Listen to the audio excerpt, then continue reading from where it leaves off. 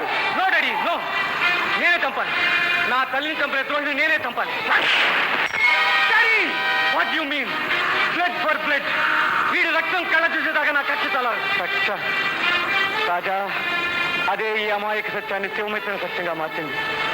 ఆ కక్ష తీర్చుకోవడానికే నా చేతులు రక్తంలో ముంచాను. నా చేతులు ఇటు పాపపంచమయ్యాయి.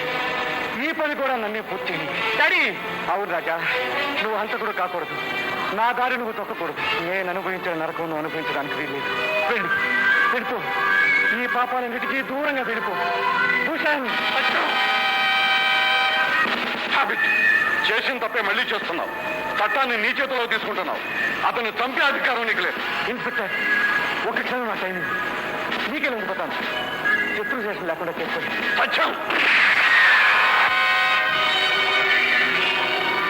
ఆత్మ, నా జీవితంలో మిగిలిపోయింది ఒకటి. ఈ ఒక పని పూర్తి చేసి నా జీవిత లక్ష్యం నెరవేర్చుకుంటాను. ప్లీజ్.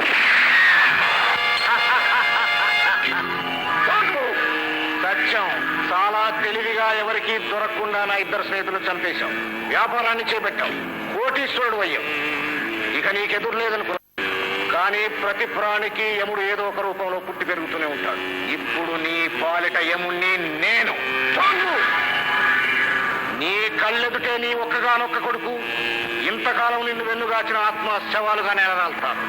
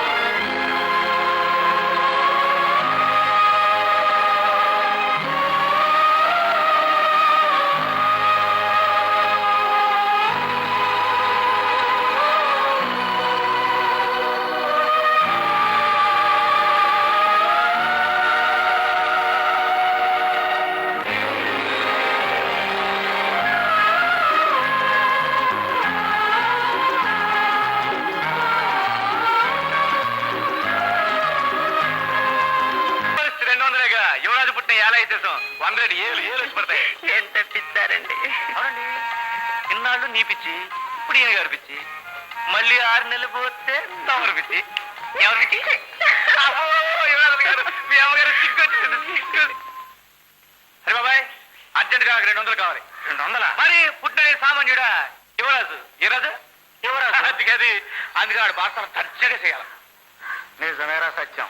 ఎట్లాంటి రోజులు ఎట్టా మారిపోయినీరా. మీ బాబు నీ బారసాలు ఎంత దర్జాగా చేశాడు.